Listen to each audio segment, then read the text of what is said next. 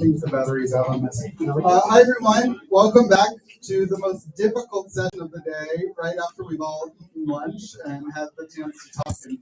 And now we're getting back to business. But I think this will be a really interesting and hopefully uplifting panel as well. We spoke in the first two panels, a lot of mention was made of the challenges that we're facing now when it comes to atrocity prevention, particularly when we're thinking about the role of states and the role of the multilateral system, which is not doing everything we would hope it would be doing at the moment.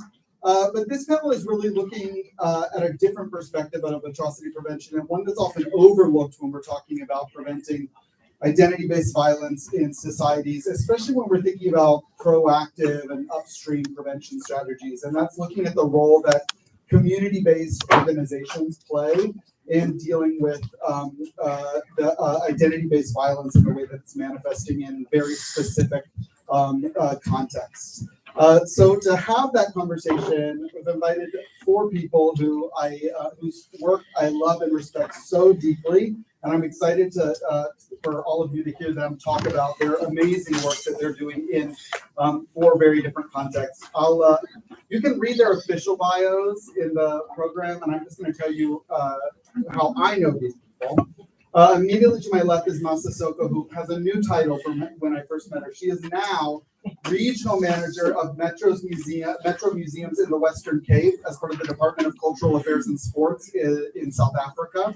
I met Masa when she was the director of the Luanda Migrant Labor Museum, and she's so very much involved, as you can see from her t-shirt, in the management of that museum. An incredible small community museum based in Luanda, which is located about 45 minutes to an hour outside of Cape Town, South Africa, that tells the story of the migrant laboring community that built the township and that continue to live there, and also deals in some really creative ways with the economic challenges of the community that, of course, rooted in the historical violence of apartheid but continue today.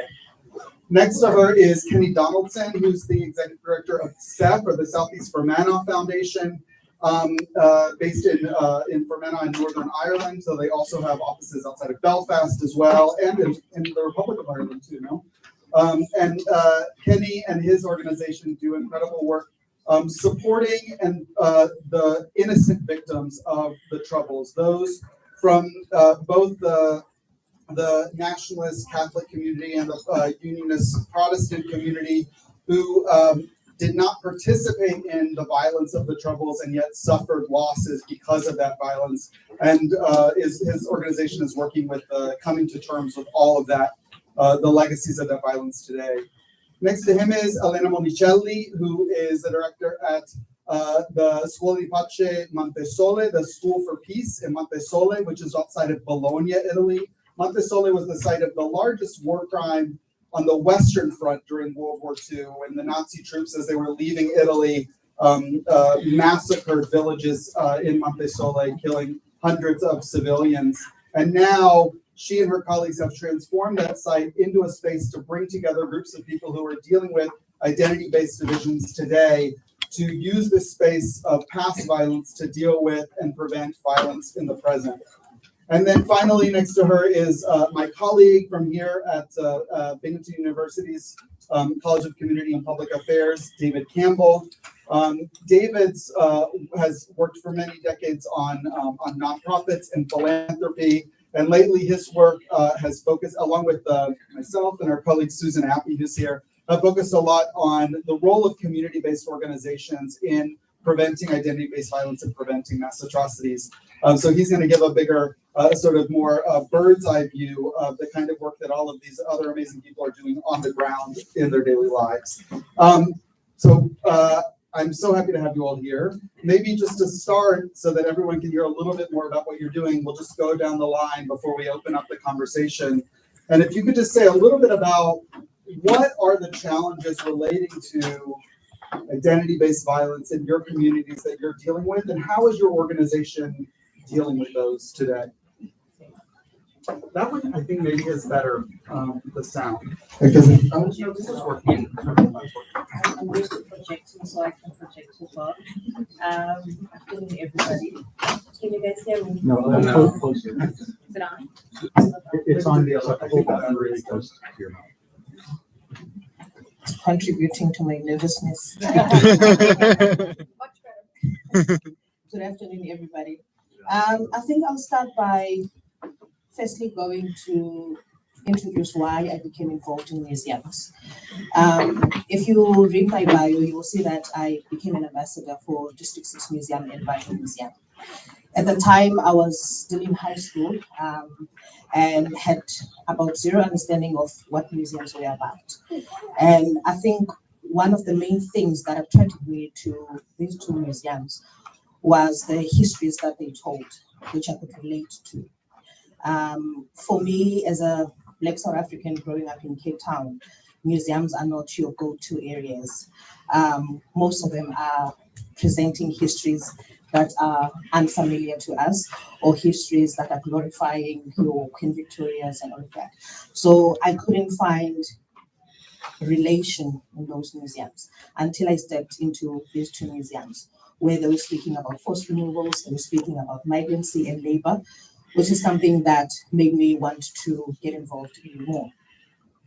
So when I was approached to be a board member in 2008, that is what I wanted to see. And the main thing that I wanted to do was to have museums where young people can go into and see themselves.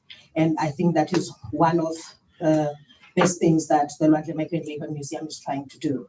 Because when you go inside of the museum, you get to hear the stories of the people being told by the people of Lwandle.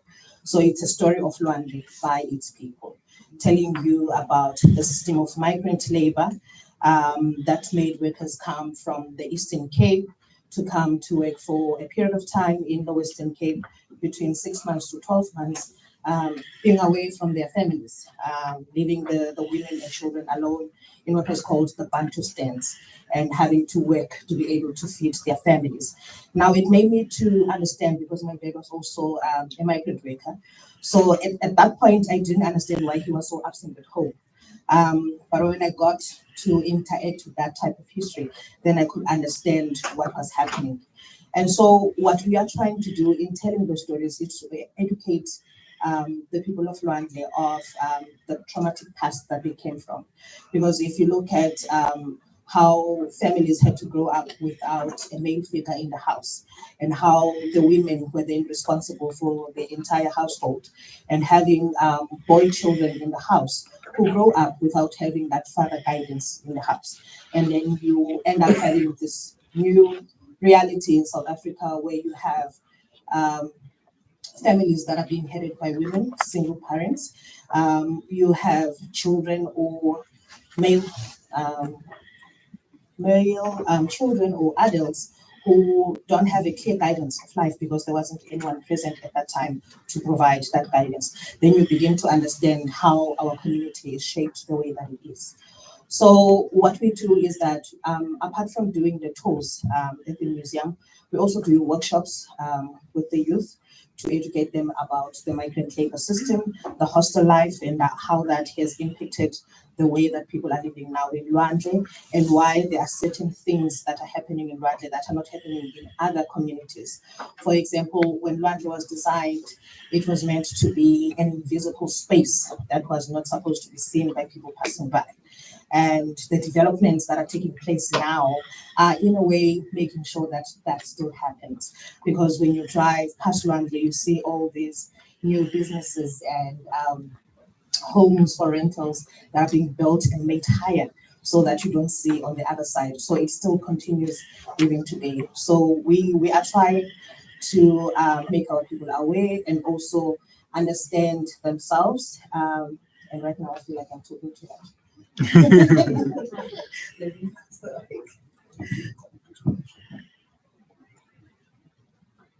Okay, my name's Kenny Donaldson, and I'm absolutely privileged to be here. I'll try to not engage in any slang because someone already said that you're Northern Irish. Donaldson tones are hard to pick up on. So, Yes, so I'm with the Southeast Fermanagh Foundation now for 17 years. And how I suppose I first came to be with the organisation was, I suppose, my childhood, growing up in an area of Northern Ireland, which would be known internationally as Bandit Country, South Armagh, and an area known as Crossing Glen. So I grew up on the border, and whilst I was a child of 1980, so I did not experience the worst of the 70s, which was the most grievous of the violence. Nevertheless, my first engagement with terror would be when I was 4 years of age, and then there would have been regular occurrences over the years thereafter. The most significant, I suppose, milestone then was my father and I were quite close to a soldier who was shot dead by an IRA sniper, and he died a small number of meters away from us.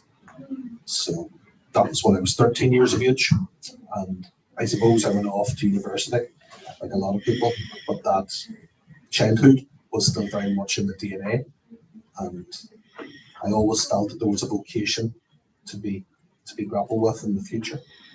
And at the age of, I suppose it was 26, 27, took on the role within Seth. I suppose I want to call it out here because a lot of people get nervous in Northern Ireland around the sectarianised nature of victim survivor groups and indeed NGOs. When I started that particular role, I had an engagement with the management, and it went like this: are you wanting to push forward and to move outwards, or are we going to continue to engage in the mope syndrome? And that, of course, is the most oppressed people ever. And there are a lot of people right across our world who claim rights to that, and actually none of us have rights to it. But that was something I had a conversation with him. Due to the nature of the violence in County Fermanagh, 92 to 93% of the deaths in that county were caused by the provisional IRA. There were a small number of cases where members of the IRA died in the midst of their own actions, and then there were 8 cases involving either security force members or members of loyalist terror groups. So it's a different narrative to other parts of Northern Ireland, where you had essentially sectarian bloodshed, tit for tat killings. The border was very, very different. And my challenge then was, are we going to face outwards and firstly have this organisation a welcoming space for Catholic victims of Republican terror? Then that would be welcoming to those impacted by loyalism. And the critical and third element, which is the most challenging element, is for those innocents who have been wronged by state actions to also feel comfortable within our organisation. So that's the journey that it's been on. And sadly, we're one of few groups who are even on that journey. Because in Northern Ireland, you can exist very easily in purely looking after your own. You will be funded, you will be resourced, and you will be loved by your political masters. But we aren't in the, I suppose, in the pockets of anyone. We stand on our own 2 feet, we make our own arguments. And the role of our organisation really is twofold.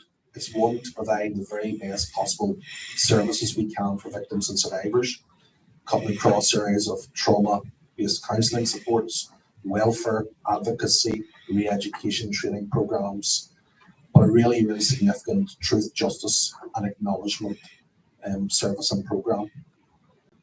And I suppose if that latter part that is controversial, because to the world, Northern Ireland is viewed quite often as a success story, isn't it? And if you deem success on the basis of a death rate being reduced or being eliminated, then absolutely, Northern Ireland is a success story.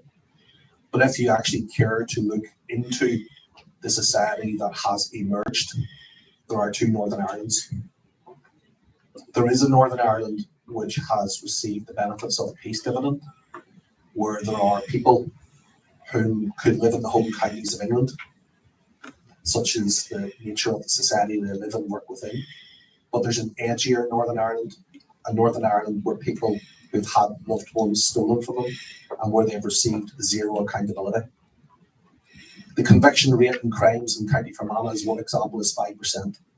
95% of crime has never been resolved. And there are people who now believe that it's for victims and survivors to finally put the seal on that, to close this off, and to accept that you're never going to receive accountability, that you've got to do this for the greater good. Well, if the greater good is to build a society on that foundation, then that society will fall apart in time.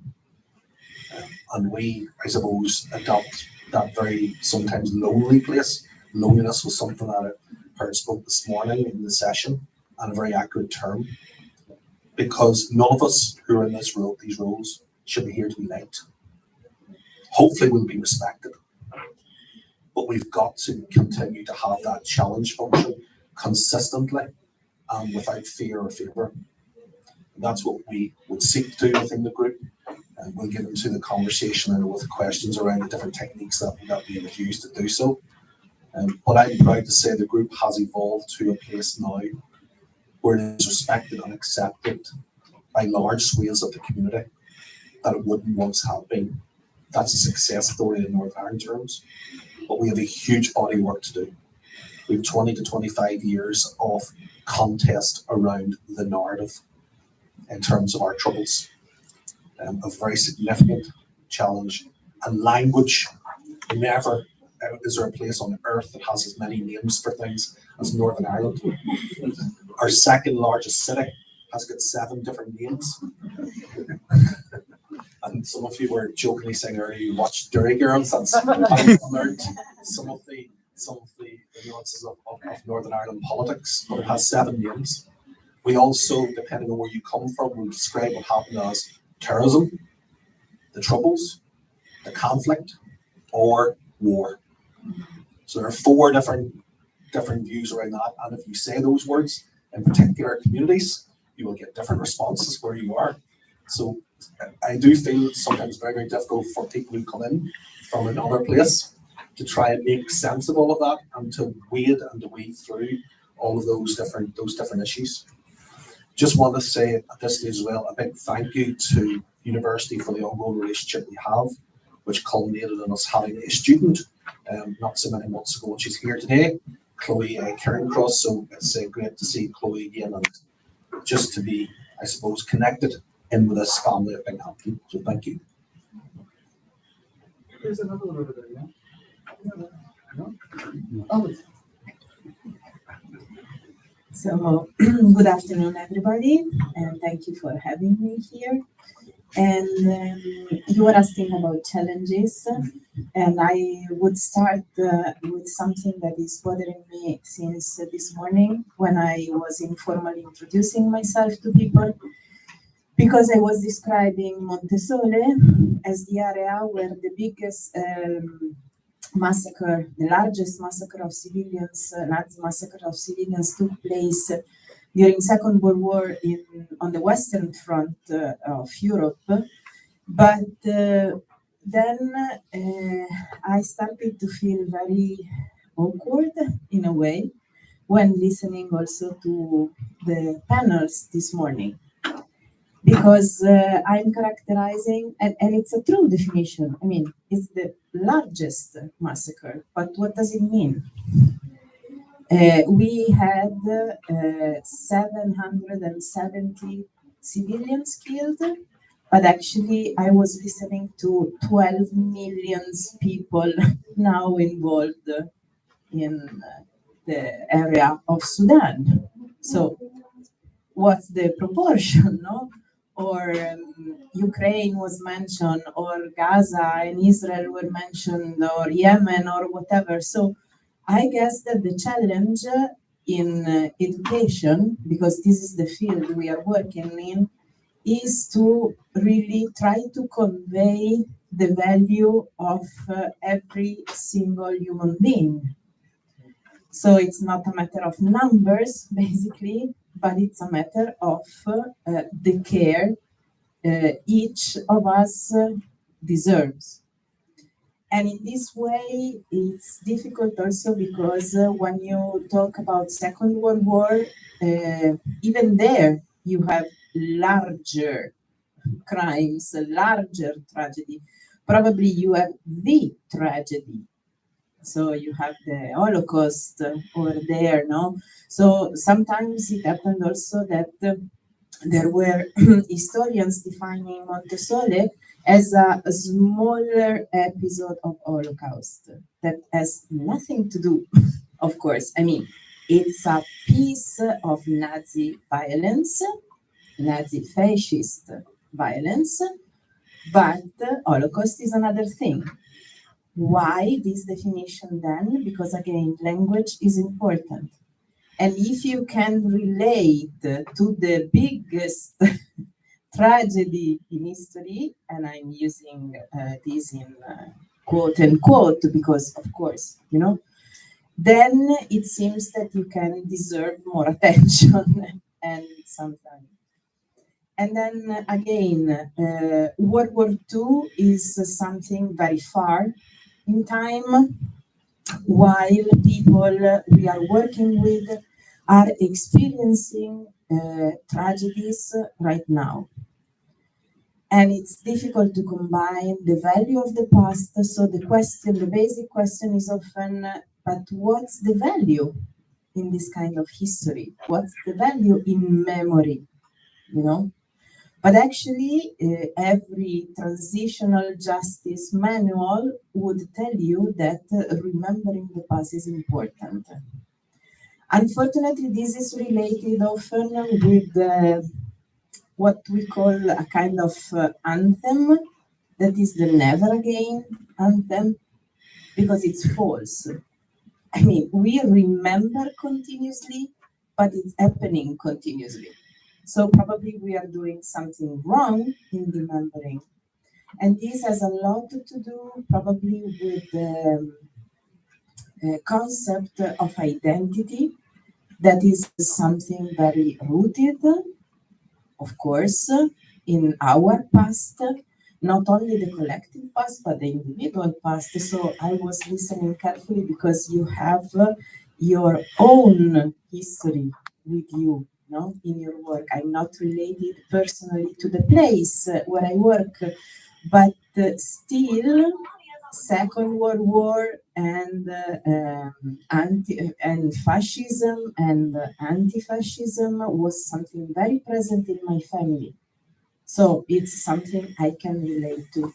But then, if I consider the past just from, how can I say, my perspective, then this can be a problem. And the one tricky way to use memory is actually to reinforce your own identity instead of bringing complexity to the concept. So this is definitely a second big challenge we are dealing with, because everything in public space is built in order to reinforce who you are and the image you want to convey outside. The first thing I did this morning was to go to the veteran memorial just in front to take a picture. And I'm really always not really surprised because it's happening. But this is something that is telling me from abroad, we are this thing. And also the wording use, no, it's really something strong in defining who we are. And you have to look at us because we are this and that. So I would say that in education, one of the most challenging part is again to bring complexity into the picture, definitely. And in education, the second challenge, I think, is to be coherent. That it's a very big step for every one of us. Because in general, it's not good, but in education in particular, and in peace and democratic education, even more specifically, you can't preach something and do something different. it's really not working. So just to make a very simple example, a teacher bringing the class saying, oh, listen, I wanted to work on democracy and on the right of everybody to talk and to be listened to. So please, can we have a workshop about that? Sure. And then you spend 10 minutes with the class and the teacher is always screaming. Deciding who can talk. So shut up, be quiet. So that's a problem. I mean, you know, it's very, very simple, but it's something, because you can't do something and preach the exact contrary. It's not working, basically, no? And this is a simple example, but it works really on many, many levels. So in this respect, when we looked at the violent past Montessori experienced, we try to flip a bit the meaning of memory, moving from the sentence never again to the question why still. And in this respect, then you come to explore all the mechanisms of violence, the genealogy of violence. So if you try to deal with those, probably you can start to make some step in the line of prevention. And in this respect, the point is that we are often, if not always, eager to see those mechanisms in the others, but it's quite uncomfortable to see those mechanisms working in us.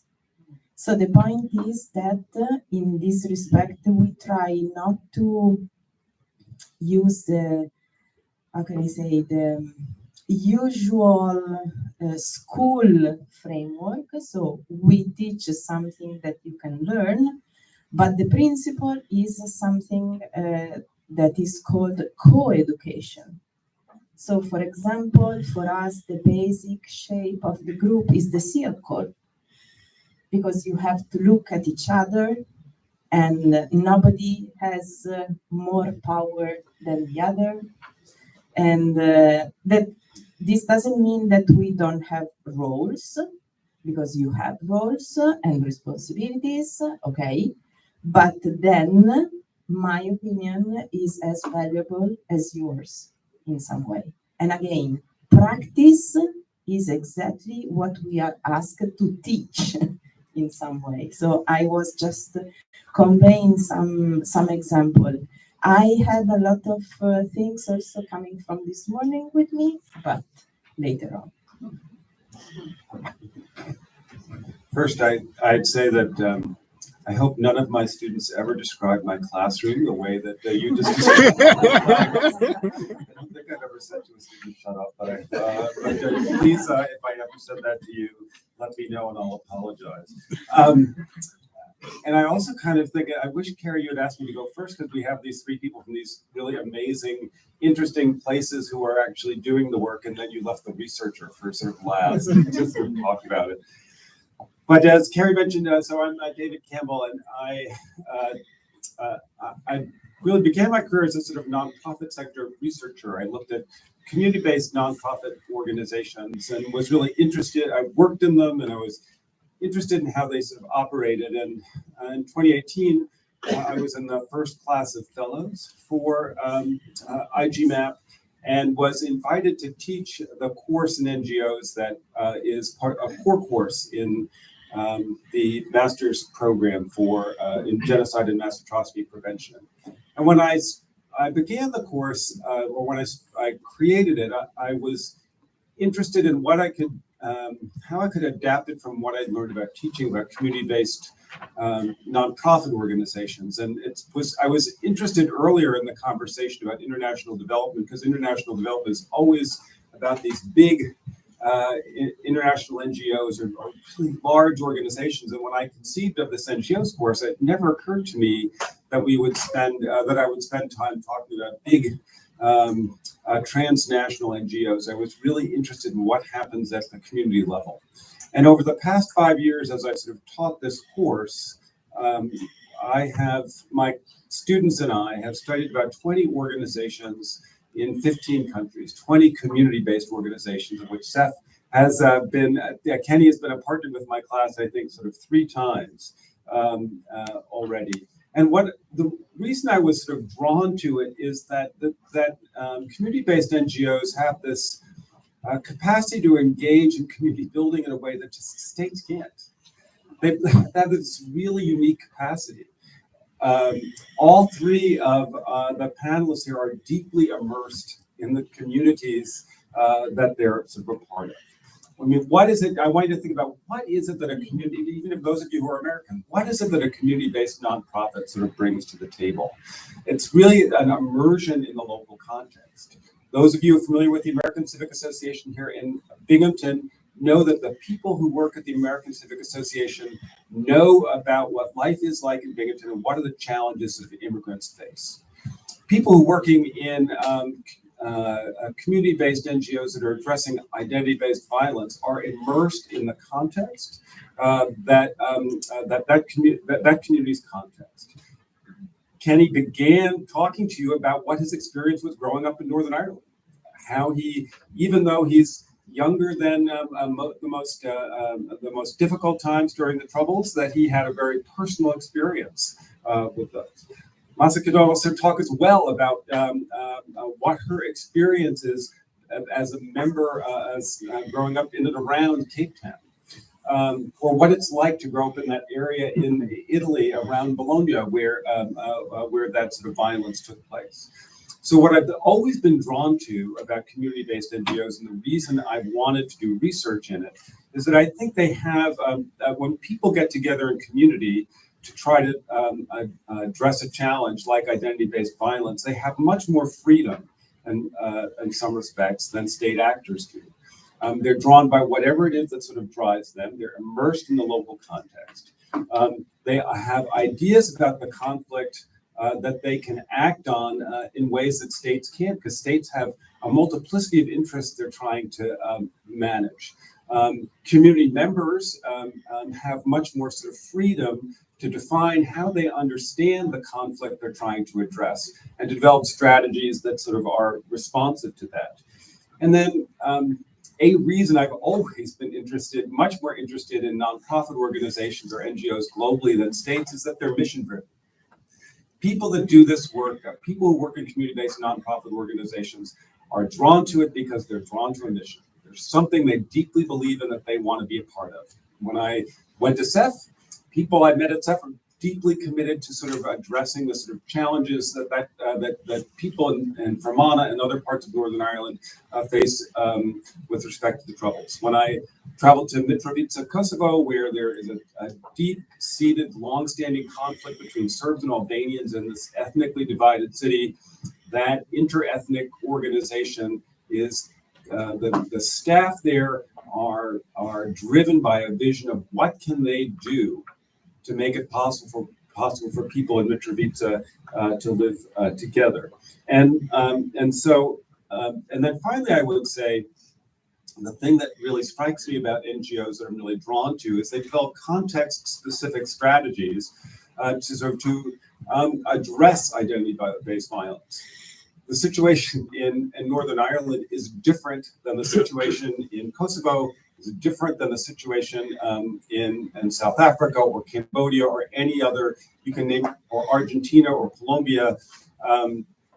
And each of these community-based NGOs is really sort of focused on developing a strategy that is distinct to its community and sort of responsive to the way in which they understand their work.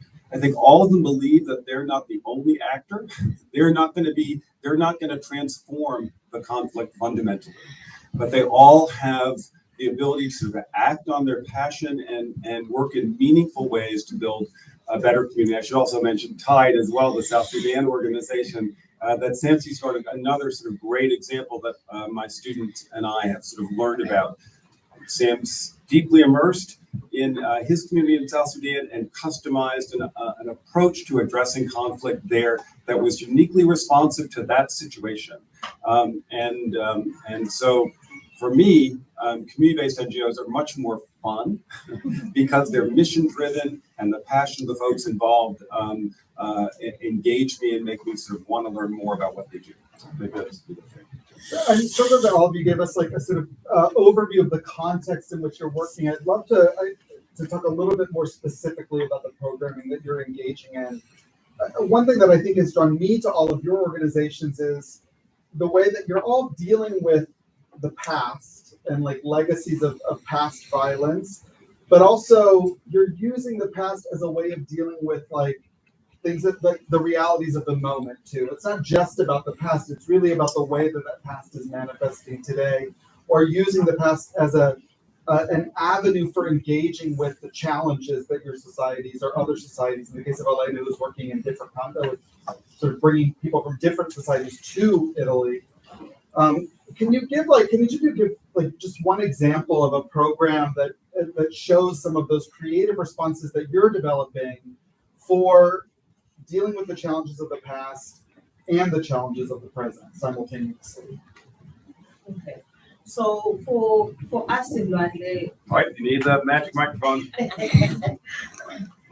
So for us, the history of Luandle is quite recent. With the most recent exhibition that we have was about forced removals, which took place in 2014. So that is as recent as the histories have been. So what we are doing, a project that we did in 2022 with the assistance of the Auschwitz Institute, we were able to do a research project where we were looking at community members that had a high impact into the development of Luandle, from when it was hostels to the project of hostels to home, which was turning the hostels into family units, and then advocating for things like schools to become permanent in Luandle and to have women allowed to come and stay, because women were not allowed to stay in Luandle. It was only meant to be a single-sex hostels that they were staying in. So in that project, we were able to identify 7, if not 8 people, which we named Luandle Legends. And what we do is that we tell their stories and the impacts that they've had in the community. And fortunately for us, most of those people are still alive. So they are able to come and tell those stories themselves. So we identified 7 hostels which are just adjacent to the museum, where their murals were done. So before we could select them, we asked for the community to become involved, because we didn't want to go around selecting people. We wanted them to come from the community. So there were nominations that came through, working with the ward councillor as well as the committees in the hostels to have those nominations. And then we actually employed 8 researchers, which were young people from Monte, to conduct that research. Those people didn't necessarily have the academic research background, but we trained them as the staff of the museum on how to conduct oral interviews, how to do transcribing. And then we had photographers that were also from the community of Monte to document the project. The 2 artists that were selected are also from Monte. So the paintings that are there, they are a true representation of what the community wanted to see happening. That is one of the programs that we did. We continue to also facilitate education programs, working with primary schools, learners from grade 4, who it's part of their curriculum to learn about the local history of the area.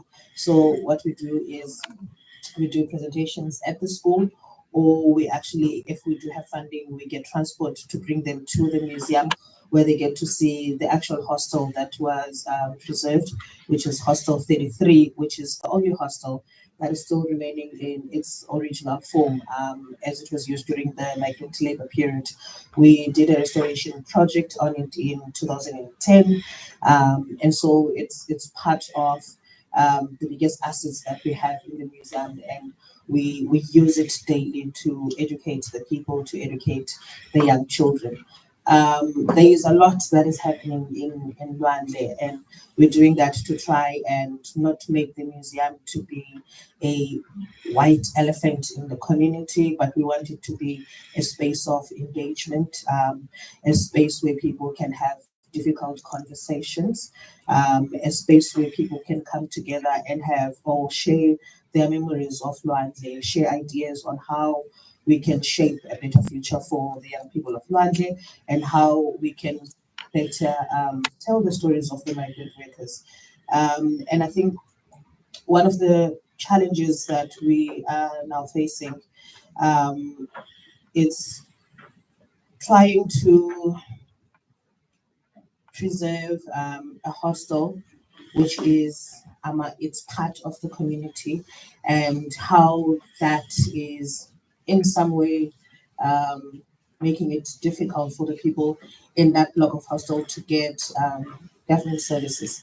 To put context into that, we had recent storms in Monte and bad weather conditions. There were heavy winds and heavy rains, which left some of the hostels damaged, especially the roofing. And with the particular block 6, which is where the hostel 33 is situated, we've had 2 families who were affected by the weather conditions. And because of that, the municipality couldn't fix their roofing because that block is declared a heritage site. So that is one of the challenges that we are facing. And also trying to bring programs and educating people about Rwanda and the migrant labor system when they have pressing issues that they're facing, like the lack of employment in Rwanda and people trying to make money. So one of the things that we took a big decision on was that even though we are based in a township, we are not going to become a typical township museum. So that in its way is also a challenge that we are facing.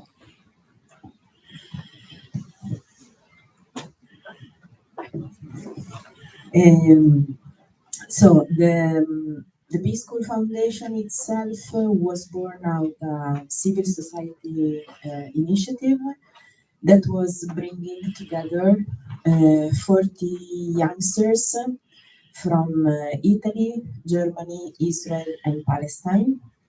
And this is the founding project of the educational model that we are bringing on in Montesole.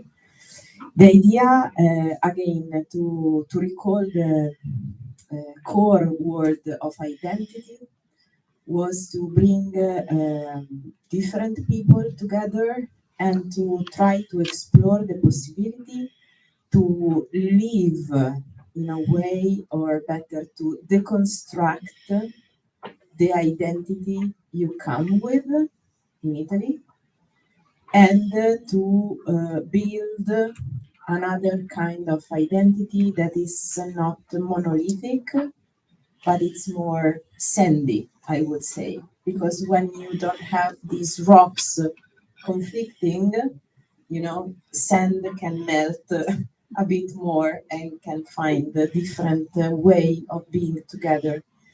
Because the project at the beginning was called the Peacing for Voices Camps, but actually we are not really satisfied with the name, because actually the voices were 40.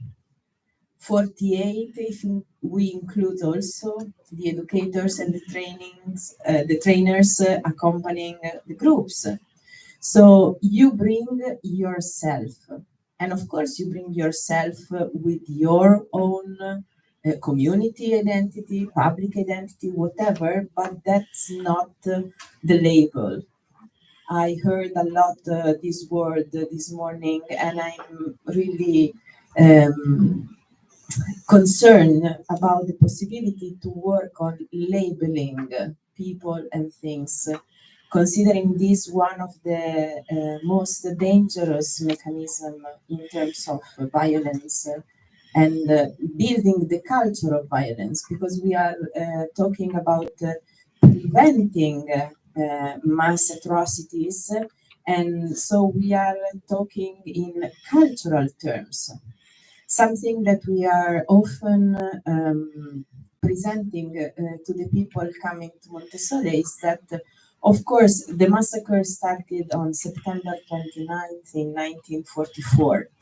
And I strongly believe that even on that day, you could have asked the soldier not to kill a child, okay? But if you arrive to September 29, probably you missed something before. There's a lot before you have to deal with. So probably it's true. This kind of organization, community-based organization, is not thinking to stop or to resolve a conflict. But I think that more than a state institution, we are convinced that we can work with the society. Again, this conveys a different, in my opinion, view of what is a society, because usually states are really hierarchical, you know, while a community-based is by definition horizontal. And again, if you want an horizontal and democratic society, you have to stop the hierarchy in some way. So it's really changing the perspective, no? And in these terms, language is really fundamental, of course, because when you come to cultural environment, of course, we convey our beliefs and our values and our being together through language. So you have to consider words very, very carefully because they determine your way of acting. Absolutely. And when you were saying before, I found this super important, that each context requires attention. I fully agree, and also this differentiate, I think, the community-based NGOs or organization from state institution, because often state institution or governmental, let's say, institutions are asking for receipts to apply. It happened a lot to us. So the Peace in Four Voices with Israel and Palestine was considered such a success that we were called to work in Kosovo. Yes, let's go and apply. No, it's not possible. I mean, we needed, at the end, we had a similar project, okay, but we needed 3 years of different connection and mission and to know the place and the people, for example. The town of Bologna came to us, yes, we want to cooperate and we want to work on the Tamil conflict. Let's do a Peace in Four Voices with those communities. It never happened. I want to say, it never happened. Because it's impossible, again, if you don't have this level, you know, of knowledge and contact with people, of course.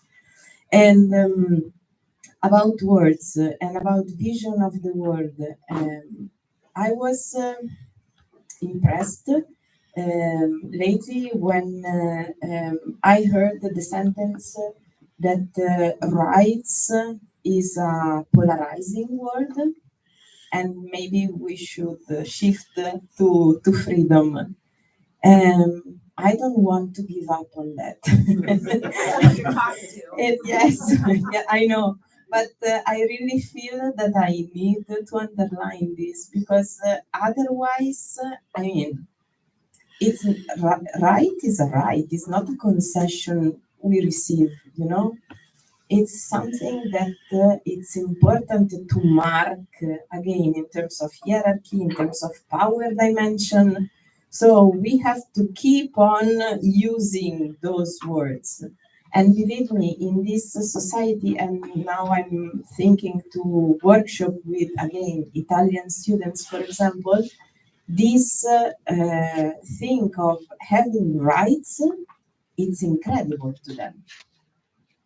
The idea that they have something attached to them just because they are alive, it's something surprising for most of them. And I think that this also relates a lot with the vision of the society that is based on competition and not on cooperation, for example, that is conveying certain values. And it's something that it's difficult to manage, because when everything is perceived as a gift, not as a right, what often happens is that you don't perceive the conflict as a possibility of improving the society, but as something just disruptive. While, for example, that was also mentioned, this morning was mentioned also the global north. I think that in the global north, this is a very, very deep problem, in which quietness is more valuable than social conflict for people, rights, and a different vision of the world.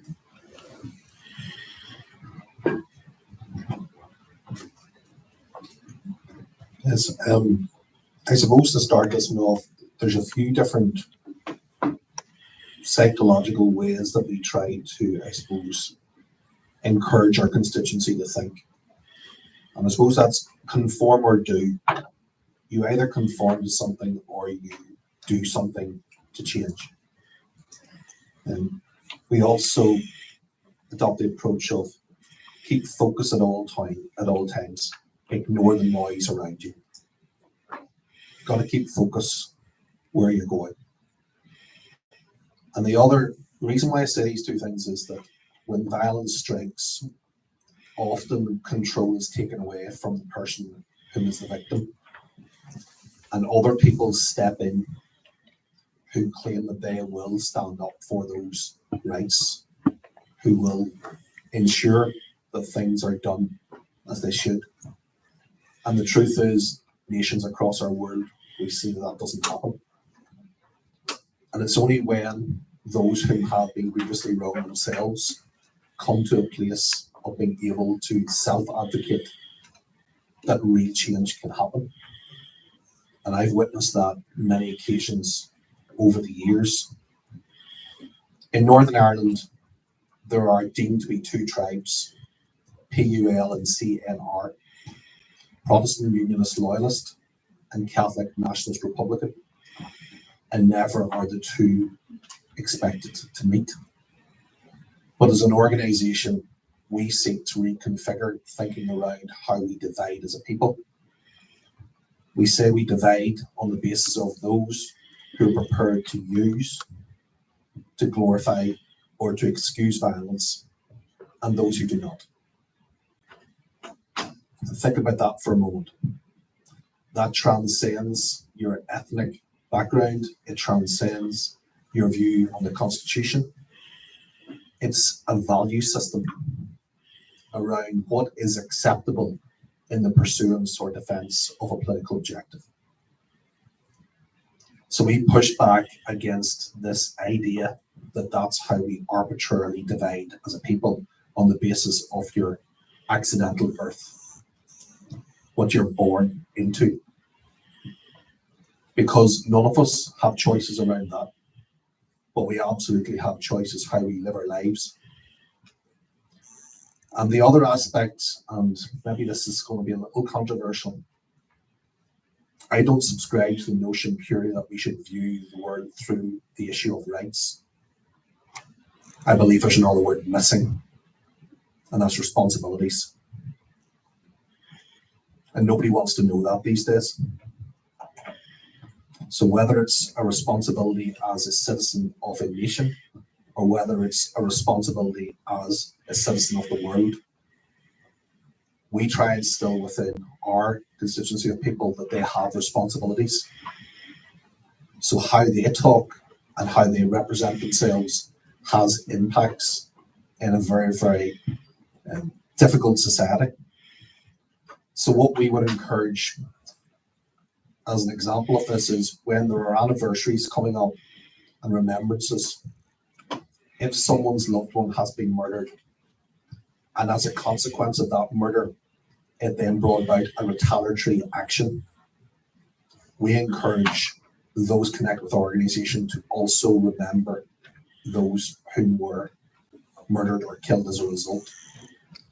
And they do this in the public domain, they do it in all manner of ways, and that is a means by which to say that collective remembrance has the abilities to also further and progress genuine healing within a society. But if you purely focus upon the ills and the wrongs that you deem your own group of people or sect have experienced, that is never going to bring about any sort of healing or change. So we have developed over the last number of years a Troubles Education Resource Pack, which involves us engaging with schools, universities, and other sorts of youth-based organisations. And it's around establishing within a young person's mind that this is the impact of taking a political belief to its extreme. This is the carnage that can be caused. And there are many people within this room, I'm very conscious, who have had their flesh and blood stolen from them. And you know better than I that the bullet doesn't stop traveling and the bomb doesn't stop reverberating. It continues. And whether it's broken down relationships, whether it's suicides, whether it's broken heart syndrome, early onslaught of cancer-related deaths caused by deep diffuse trauma, the domino effects of all of this is not even talked about enough, I feel. We talk about the headline numbers, the headline figures. It's what's created as a result underneath. So we looked at different things over the years where if you are a visitor to Northern Ireland, I always joke with this, we do death particularly well in Northern Ireland. We don't always do life so well. So you arrive by the boat, you arrive by the air, and you come to Belfast. And what do you do first? You'll typically go across to the Titanic Museum, which tells the story of over 1,000 people dying the first time the boat ever sailed. Okay, that's our success story. And then, well, I should have said actually first if you flew into the airport, it's named after Geordie Best and a heck of a footballer he was, but he also died a premature death as a result of a lot of issues, self-inflicted perhaps, you could say.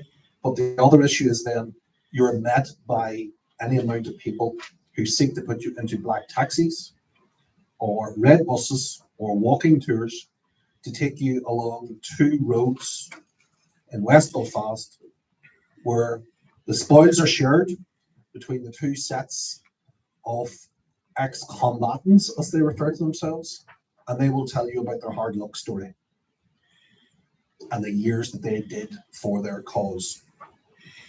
As a direct response to that, we were getting particularly frustrated and feeling, where's the victim and survivor story in any of this?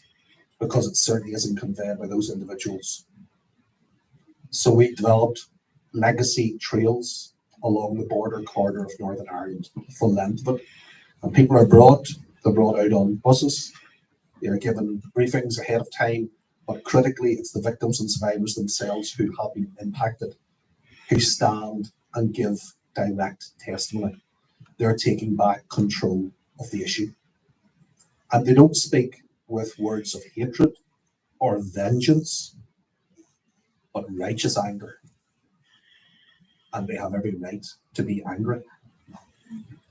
But anger, unless it's directed in the right way, is a dangerous thing. And it's how you can then push that for the purpose of a positive reason. And they do it. And they, I suppose, our organisation where we stand differently, our unique selling point in victim and survivor circles is there's over 140 volunteers in our organization across all work programs. People believe in the brand of a family, because that's what we classify ourselves, the safe family, but also of this position of opposition to all criminal violence. It means whenever you're in a space of debate with anyone, really they can't touch you because they are shown to be the hypocrites that they are. And there's a newspaper in Northern Ireland, and just to share this in the last couple of weeks, a journalist rang me one day from the Irish News, and they said, there's a story here, we're wondering, would you comment on it, but it could be a difficult one for you. And I said, go on ahead. And it was a circumstance in a town in County Tyrone where there were a bunch of loyalist terrorists who murdered people who were actually involved with a band, the Miami Show Band, which may be known to some of you. And there's a band parade being organised to mark the 50th anniversary since the deaths of two of the terrorists on that particular occasion. And our organisation's roots, and this is where the ethnic thing comes into it, and identity, our roots are predominantly from a Protestant unionist tradition background.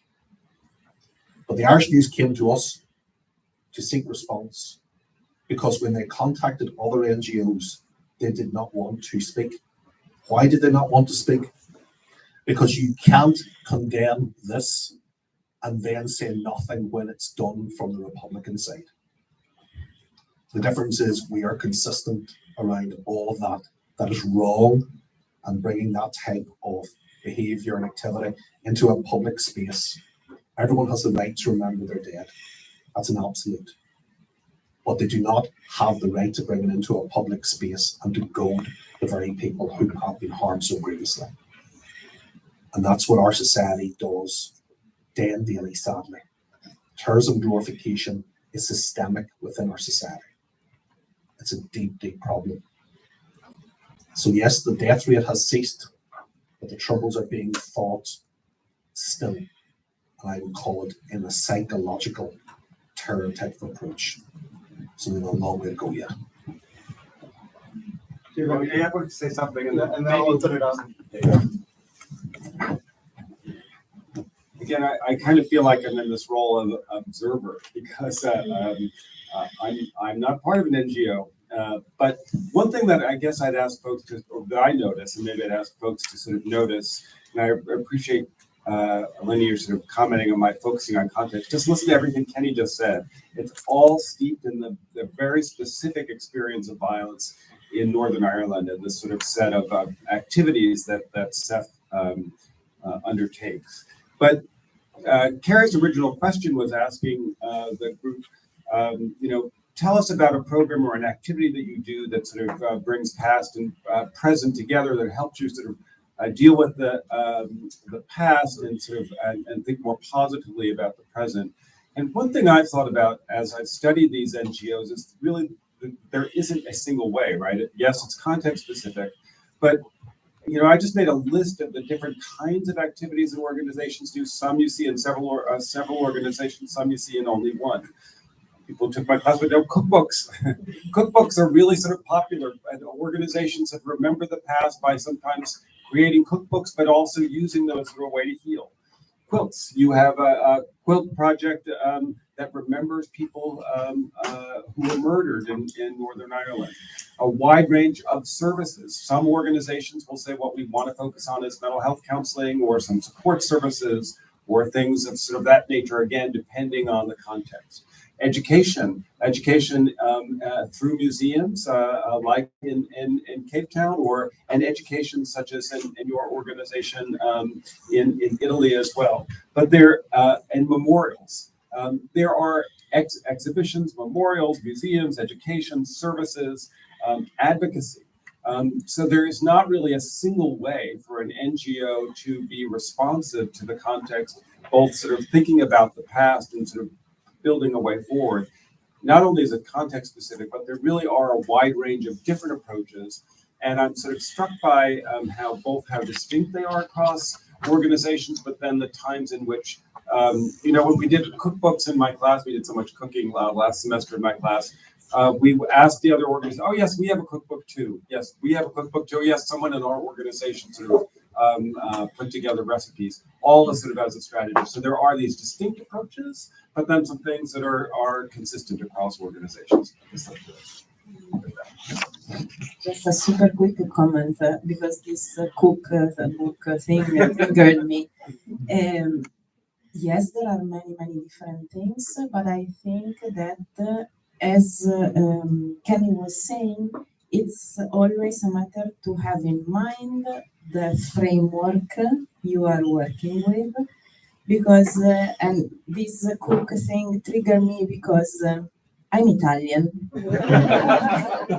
And of course you are laughing, okay, because of course Italy and food is something. But I would go also even more specific. I'm Italian, and for example, in this very used activity to become together, that is the cultural evening with the cooking and so on and so forth, I'm supposed to bring spaghetti. I really can't stand spaghetti. I never cook spaghetti because I ate the long format pasta. Okay, I prefer macaroni, for example, or I'm a big fan of couscous. Can I bring couscous to a cultural evening, even if I'm Italian and I'm not supposed to? But again, I'm supposed to, because if I go through the heritage of the Italian culture and I go to Sicily or Calabria or whatever, couscous is part of their culture because we had a domination from the Arabic countries and so on and so forth. So again, the problem is not the shape or the format, but is to have in mind what we want to reach. Do we want to establish our identity based on what? You know, the stereotype, again, the image I have to convey to you in order for us to be comfortable. Yes, I can cook spaghetti also very well, but in an evening like that, I wouldn't bring spaghetti, or even I wouldn't organize. We don't have cultural evening in our base camp. We don't have that because we spend 2 weeks to deconstruct, to unbuild identity, and then in 10 minutes with a cook night, you are back in your shoes and in your thing. So again, it's the matter of the foundation, as Kenny was saying, in which you are suggesting activities. David, you should have known you were triggering an Italian when you brought it. I'm going to open the floor to questions. I'm going to say I'm proud of sports.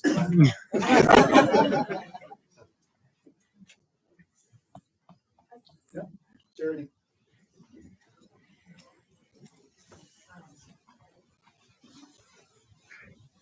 I have done a lot of work with community organizations. So I'm from Syracuse, which is like an hour away. I've worked with a lot of refugees and children in peace education specifically. And I'm very focused on somatic healing for children so that they can understand tools of suffering and privilege. And I do a lot of that work with journaling and meditation. But I'm also very focused on people's value sets and how they kind of develop and function. And that goes along with your identity-based function as a person. And I'm just curious, like, in your personal lives, like not in your organizations, like what are your top values? Very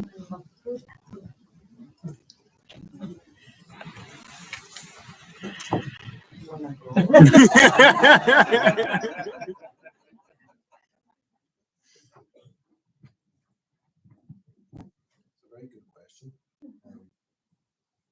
I think first and foremost, fairness. Fairness for all people. It always rings in my ears something that was said to me by an older man at one point, that there's nobody in life better than you, but equally there's nobody worse than you. And sometimes I think we can get ourselves into a way of being. I'm not comfortable anybody in this room that we're experts in our field, for instance. I think we strive to do as good as we can, but are we ever experts? I think sometimes the languages that we use, we can get very close to being in a mutual self-appreciation society. And that's dangerous because that encourages complacency and lazy thinking. And really what we all need to do each and every day is aspire to be better. So if that's an answer, and I suppose as well, if you can do something by someone from a very different background and it doesn't cost you anything, but it means an awful lot to them, do it. In the sense, and what I mean by that is too often we don't take small opportunities to show acts of kindness. That can go a long, long way. And I would use an example of back home where I grew up. I'm involved in this work. It's controversial, but I can still go back to that place and be relatively safe because they know they're coming from a value system. You're against all violence. It's not that you're being biased or sectarian against any given grouping. So fairness more than anything else, I think.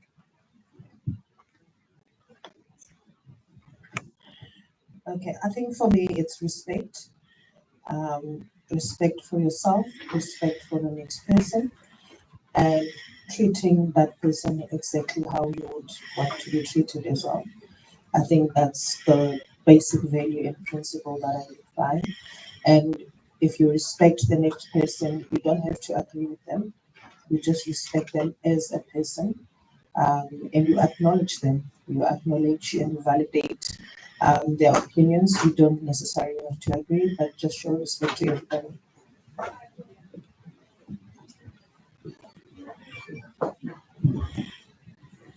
For me, definitely non-violence.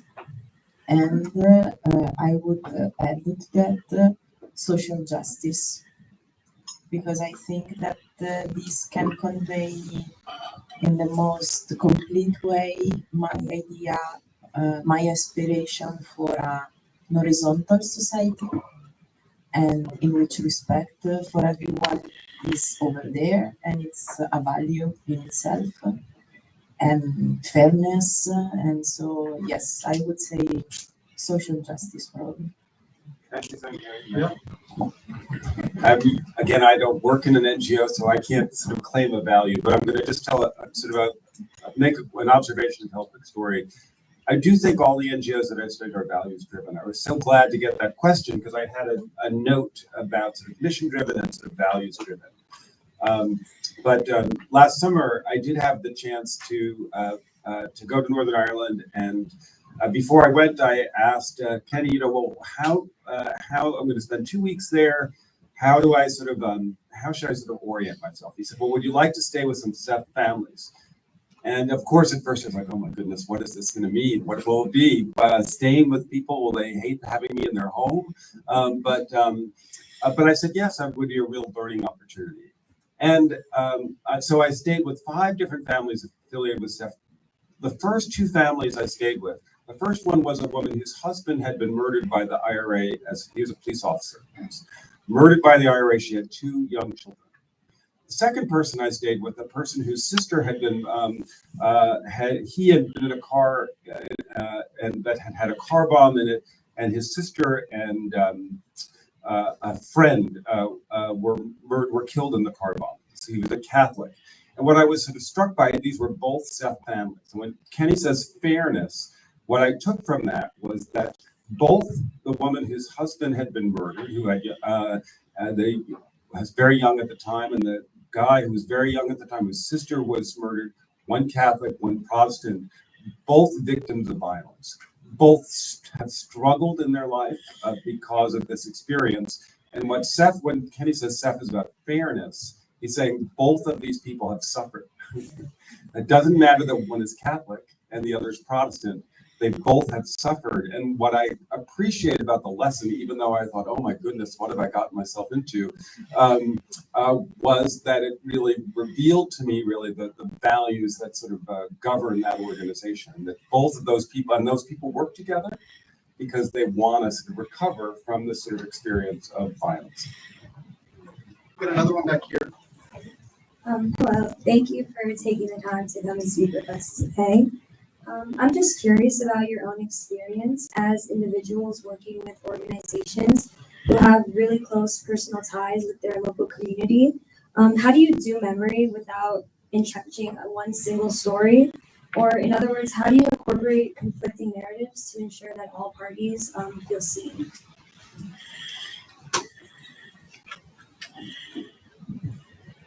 It's an easy one. It's not really easy.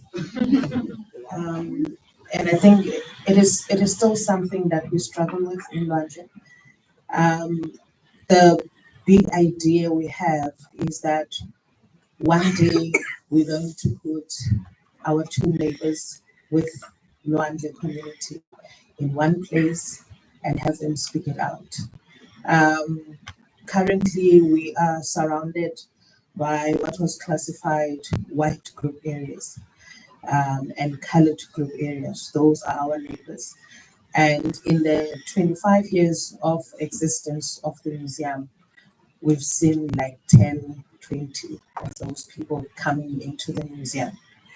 And I'm not sure if it's the fear of the township or if it's the guilt of what the past has done to that township and how that township continues to suffer because of the laws that were put in place in the past. But we are finding it very difficult to put the two or the three groups in one roof to speak about their memories, to speak about their experiences. It's even difficult for us to get into the schools in those neighborhoods and to get those schools to actually come and see the hostel and see how London is. And it's mostly because of, like I said before, the stereotypes that people have about townships, that they are violent spaces, that the people in townships are always angry and ready to punch the first white person they see. So that is unfortunately the stereotype that is there. And we are trying to break those stereotypes through the education programs that we are trying to get into schools that are refusing to work with us. So at this stage, I don't have an answer for your question. But I do find if you go to spaces like these, like if you go to universities and you attend the seminars, the presentations, then in those contexts you are able to speak about the issues. But when you go back to the ground, it's a bit difficult to get the different groups under one roof to speak about the issues.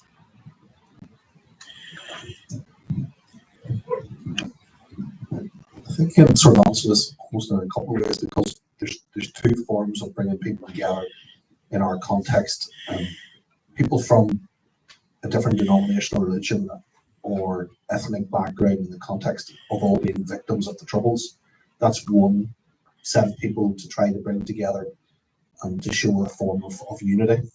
And we obviously do that through schools outreach work. If we ever have panels for events, we always make sure that obviously there's representation across the board. If we go to lobby governments, it's always done on that basis. And if we're ever, in terms of messaging, it's always going to have people from those different backgrounds. But where there is still a chasm is the issue of innocent victims and perpetrators. There is no closer meet 27 years on from the Belfast Agreement of 1998. And I was speaking with us earlier on to a number of attendees here, and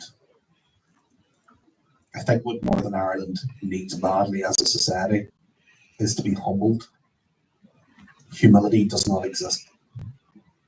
And what I mean by that is there has not been a willingness for any sense of self-reflection around people's actions and also their inactions over 30 odd years of violence.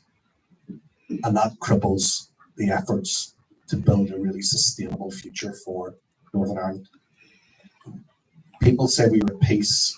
I use different language. I say we are standoff. A standoff is different than peace. And we certainly are not at a point of integration. There's also other languages that are dangerous at times whenever we say that tolerance is the holy grail. No, it's not. It's the first step, because I can say that I tolerate you without wishing to have any sort of a relationship with you whatsoever. I will tolerate you sufficiently not to kill you, but I don't need to have anything else. Respecting you is the next phase, but the third phase, what we surely want to get to, is that I value you. I value what you bring to my life and to those around me. And we're still in that first step in the Northern Ireland context. So we as an organisation certainly have, day and daily, it is our objective to bring together people who have all been victimised in those different groupings together. But unless perpetrators can come to a space where they can couch their language, they felt grievances. Sometimes there were real grievances within that society, and sometimes they were perceived grievances. But here's the critical part. Did any grievance, real or perceived, they ever have, legitimise you murdering your neighbour? That's the second question. And the two parts have become immersed over time, because there is almost a doctrine being accepted now that if I experience a human grievance, then I have the right to avenge that. And we absolutely do not. So that's what we try to encourage each and every day. And you'll hear a lot of people internationally say, listen, you're in Clyde Cuckoo land, you're never going to get that from them. You have to carry on with what it is. But it comes back to what we said earlier this morning. Is that enough? Or do we need to create and evangelize a message that is up to all the different structures of the state? Churches as well have a role to play in this, to actually ask that there would be a form of acknowledgement, contrition, leading to the potential for a new society, a new board. And that requires hard graft to get there. But it's the only way you're going to have a sustainable future. In our case, we experienced two very different things, because in terms of the past, now it's pretty difficult to bring together different voices, because we don't have any more basically survivors, and we don't have perpetrators. But in the past, this caused a lot of troubles in terms of reconciliation, because there was not, and I'm repeating something very present this morning, accountability. So we didn't have names of the murderers, we didn't have trials, we didn't have, one of the first trials, there was one trial, but the trial was for the chief of the operation, while the other 1,000 soldiers went anonymous, free. A second trial was held at the beginning of the year 2000, and something different happened over there, but still it's very, very little in terms of possibility of to use the different narratives as an issue for reconciliations.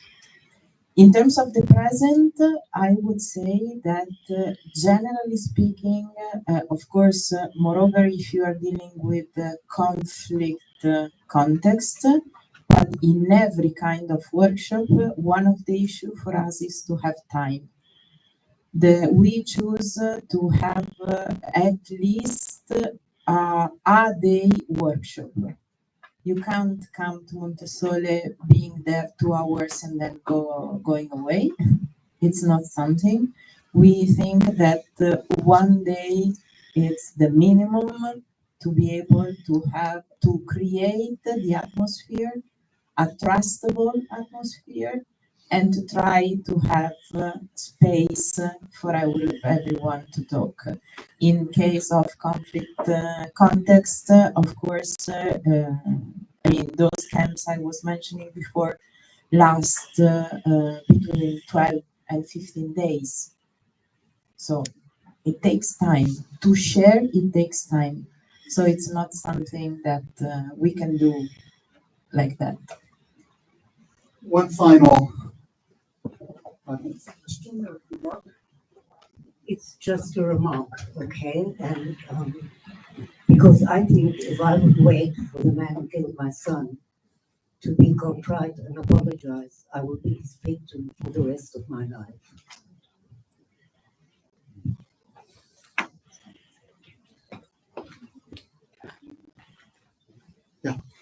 Wait.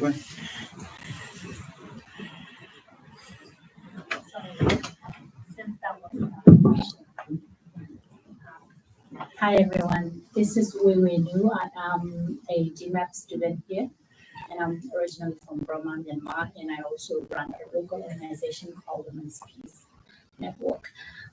My question to you. Louder, please. Oh, okay. Yeah, thank you.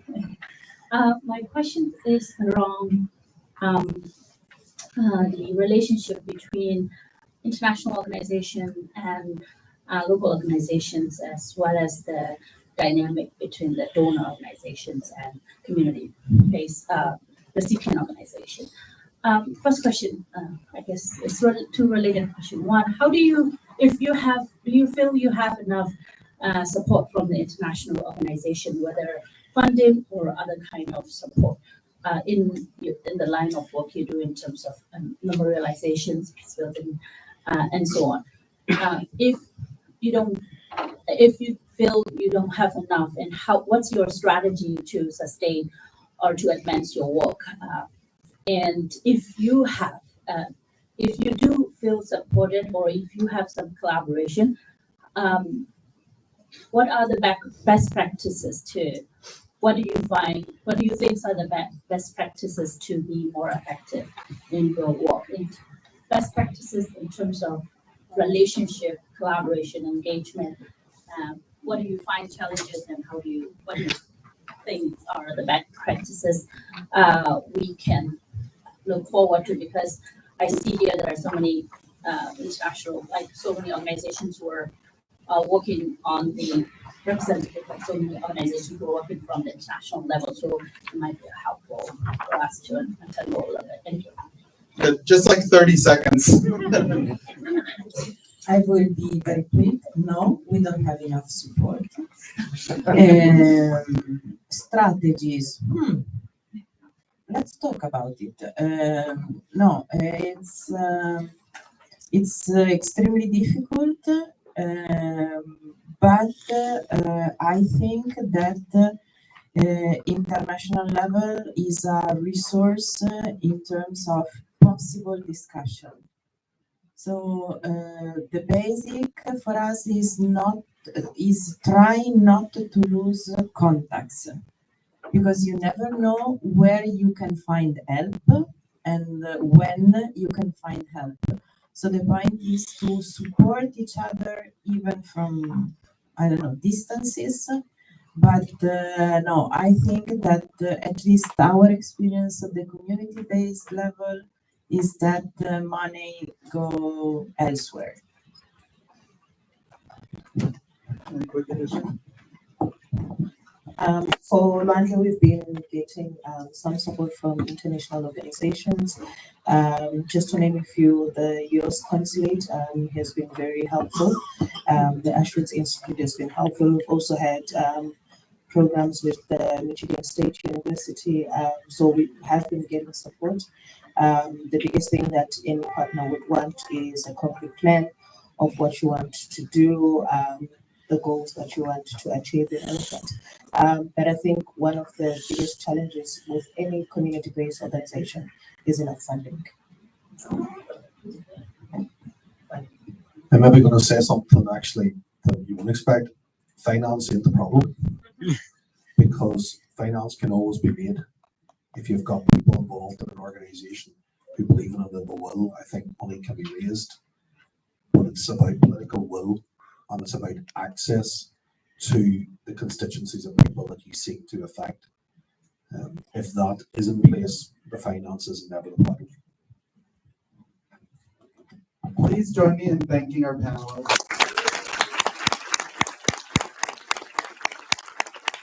So that's it for our panel today, but in 30 minutes, we're going to begin our awards ceremony, starting with a concert, a little concert, for the Nadi Rubai Memorial Prize. So you please take a breath, enjoy the outside a little bit, some fresh air, and then we'll start right out here in half an hour at 4:30. Thank you all.